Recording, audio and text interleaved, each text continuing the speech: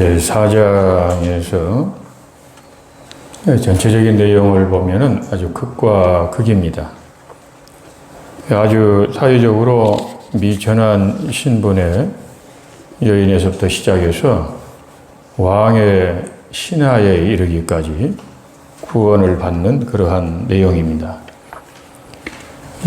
날이 뜨거운 낮 12시에 수가성 우물가에 나온 그 여인은 왜 날이 뜨거운 그 시간대에 나왔을까? 그러면 아침 시간이나 석양의 서늘한 시간에는 동네 여자들이 우물가에 모입니다. 낮 12시는 뜨거우니까 동네 여인들이 나오지 않는 시간이에요. 그 시간대에 바로 이 물을 길러 나온 이 여인은 동네 사람들에게 손가락질을 받고 죄인이라고 무시당하는 그러한 여인이었습니다. 결혼을 5번이나 했고, 그리고 또 예수님을 만났을 때에도 다른 여인의 남편과 동거 생활을 하는 그러한 여인이었단 말이에요.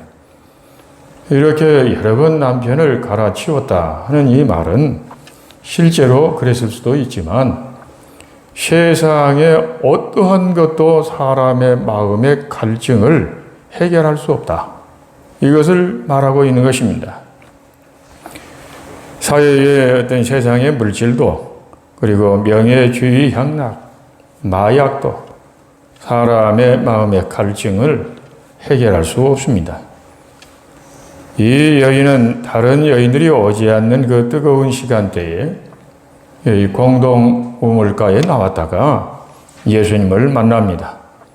예수님은 그 여인에게 영원히 목마르지 않고 영생하도록 솟아난 물을 줄 테니 가서 네 남편을 데려오라 라고 말씀을 하셔요. 그때 이 여자가 나는 남편이 없나이다. 이 말을 할 때에 예수님께서 네가 남편이 없다 하는 말이 옳다. 네 말이 정직하다 하는 이 말씀이에요. 그러면서 예수님께서 말씀하시기를 내게 남편이 5이 있었고 지금 있는 자도 내 남편이 아니니 네가 정직하다. 메시지 성경에 그렇게 나와 있습니다. 여인은 예수님께 질문을 합니다. 사마리아인들은 이 산에서 예배를 드려야 한다 하고 유대인들은 예루살렘에서 예배를 해야 한다고 합니다. 어떤 말이 옳습니까? 하고 물어보아요.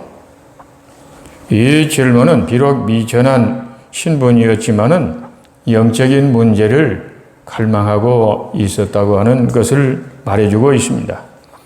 예수님은 말씀하시기를 그리심산이나 또 예루살렘이 중요한 것이 아니다. 영과 진리로 예배해야 한다. 형식적인 예배가 아니라 하나님과 영적인 교제가 이루어지는 진실한 예배를 드리는 자를 하나님이 찾고 계신다. 이런 말씀을 하셔요.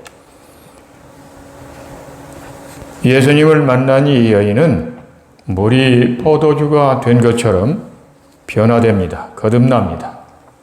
이 여인은 동네 사람들에게 가서 내가 행한 모든 일을 내게 말한 사람을 와서 보라. 이는 그리스도를 만났다. 간증을 하면서 전도를 합니다. 39절에 이 여자가 전도하여 동네 사람들 중에 많은 사람이 예수를 믿었다고 말씀을 하고 있습니다. 이 여인은 그 후로 변화되어 전도 부인이 되었다고 전해져 오고 있습니다. 여인이 세상 떠난 후에 동네 사람들은 동네 입구에 이 여인의 기념비를 세웠다고 그럽니다. 예수 그리스도를 만나면, 예수 그리스도의 말씀을 들으면 이런 변화가 일어나는 것입니다. 제자들이 점심을 준비하여 예수님께 드립니다. 그때 예수님께서 말씀하시기를 내게는 너희가 알지 못하는 먹을 양식이 있느니라 라고 말씀을 하셨어요. 나의 양식은 나를 보내신 이의 뜻을 행하며 그의 일을 온전히 이루는 것이라 라고 34절에 말씀을 하셨고 35절에서 38절에 너희는 넉 달이 지나야 추수할 때가 이르겠다 하지 아니하느냐 그러나 나는 너희에게 이르노니 너희 눈을 들어 밭을 보라 희어져 추수하게 되었도다 라고 말씀을 하셔요. 육의 눈으로 볼 때에 세상에 지금 밀 보리밭이 수확대가 되려면 넉 달이 지나야 하는데 예수님께서 지금 말씀을 하시는 이 말씀은 영적인 추수를 말씀하시는 것이에요. 지금 밭이 희어졌다. 추수를 기다리고 있다. 추수하게 되었다. 이 말씀은 무엇을 의미하느냐 그러면 저는 어려서부터 시골 농촌에서 성장을 했기 때문에 이런 내용을 보면 금방 이해가 돼요. 수확을 해야 할 때 벼나 보리, 밀 수확할 때가 약간 지나면 고스라진다고 그래요. 그런데 예수님께서 지금 밭이 희어졌다 하는 이 말씀은 지금 손만 대면 추수할 수 있는 그러한 상황이다. 그 어떤 사람들을 지금 가리키는 말씀이냐 하면 수가성 우물가에서 만난 여인이나 또한 수가성 동네의 사람들 지금 추수할 때가 금방 이 사람들 열매가 맺힐 것이다. 열매를 거둘 때가 되었다 하는 이러한 말씀이란 말이에요. 수가성 사람들은 오랫동안 메시아를 기다리고 있었습니다. 유대인들에게 정죄받고 무시받는 사람들을 예수님은 찾아가셨고 그들은 예수님을 메시아로 영접하고 믿었어요. 사람들이 무시하는 사람일지라도 예수님은 소중하게 여기시고 구원받아야 할 자들임을 주님께서 말씀을 하십니다. 세상에 완전한 의인은 한 명도 없어요. 그래서 다른 사람을 정죄하거나 무시하거나 이런 것은 바람직하지 않고 하나님 앞에서 죄가 되는 것이에요. 수가성 동네 사람들은 예수님에게 자기들과 함께 유하시기를 청했다. 성경에 말씀을 하고 있어요. 유한다고 하는 이 말은 함께 삽시다 하는 그런 의미도 있어요. 유대인들은 예수님을 배척했지만 유대인들이 무시하는 그 수가성 동네 사람들은 예수님을 영접했고 우리와 함께 삽시다. 이렇게 했단 말이에요. 예수님은 그 동네에서 이틀을 유하시며 말씀을 전하셨습니다. 믿는 자가 굉장히 많아졌어요. 동네 사람들이 여인에게 말을 합니다. 우리가 믿는 것은 네 말로 인함이 아니오. 우리가 직접 듣고 예수님이 참으로 구주이심을 알았다. 그러므로 우리가 믿는다. 라고 대답을 해요. 예수님 말씀을 듣고 믿었습니다. 여인이 전도를 했으나 동네 사람들이 결정적으로 예수님을 메시아로 믿게 된 것은 예수님의 말씀을 들음으로 믿음이 생겼다 하는 것입니다. 하나님의 말씀을 들을 때에 믿음이 생깁니다. 성경 말씀을 읽는 것이 그래서 중요합니다. 예배 시간 설교를 잘 듣는 것이 중요합니다. 예배 시간 빠지지 않고 잘 출석하는 것, 그래서 예배 드리는 것 매우 중요합니다. 그리고 46절에서 54절까지의 말씀은 왕의 신하의 아들을 살리신 예수님의 이야기입니다.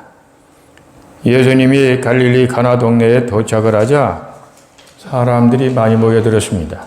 왜 그랬습니까? 물로 포도주를 만든 사건이 있었기 때문에 그랬습니다. 왕의 신하가 예수님께 와서 그의 아들이 집에서 병들어 죽어가고 있다며 아들을 살려달라고 예수님께 간청을 합니다.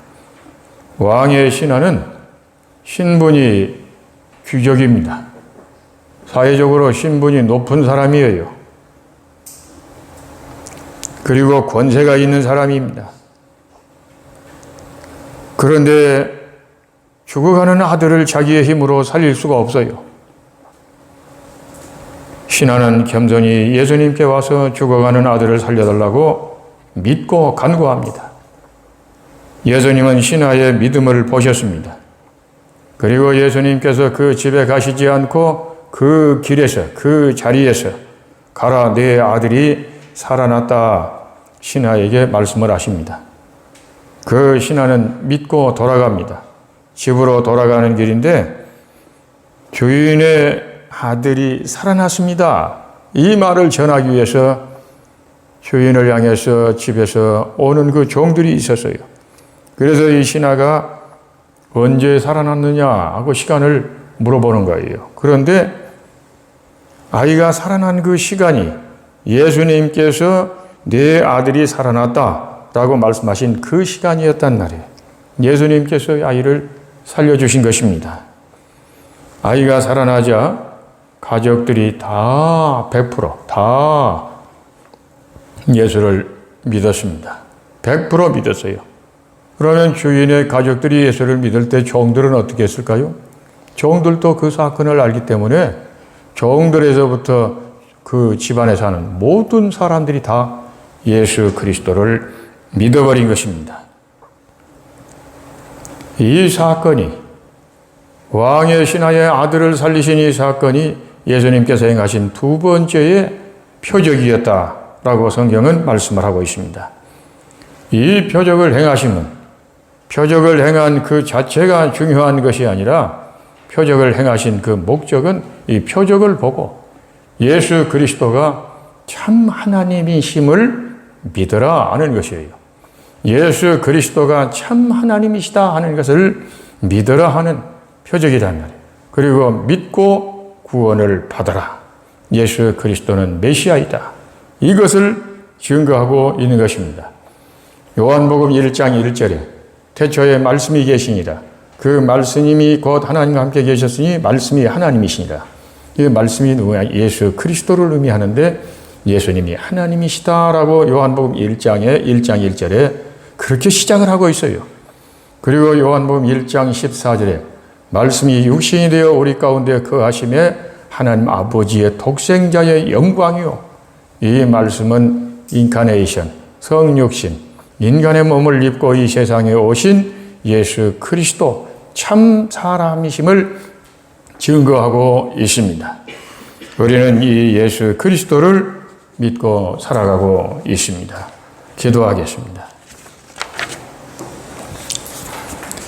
하나님 아버지, 세상의 그 어떠한 것도 사람의 마음을 흡족하게 할 수 있는 것이 없습니다. 사람의 마음의 갈증을 해결할 수 있는 길은 오직 예수 그리스도이시며 성령이십니다. 주님, 저희가 우리 주 예수 그리스도 안에서 영원히 목마르지 않는 그 물을 마시면서 성령이 충만한 가운데 살아가기를 원합니다. 예수 그리스도를 만남으로 말씀을 읽고 들음으로 말미암아 하나님의 말씀으로 거듭나고 믿음의 생활이 이루어지며 전도의 열매를 맺혀가기를 원합니다. 어려운 일을 만날 때에 주님 인간적인 생각으로 낙심하거나 포기하거나 절망하지 않게 하시고 우리 주님은 죽은 자도 살리셨고 우리 주님은 미전한 사람도 구원을 하셨습니다. 우리 주님은 전능하십니다.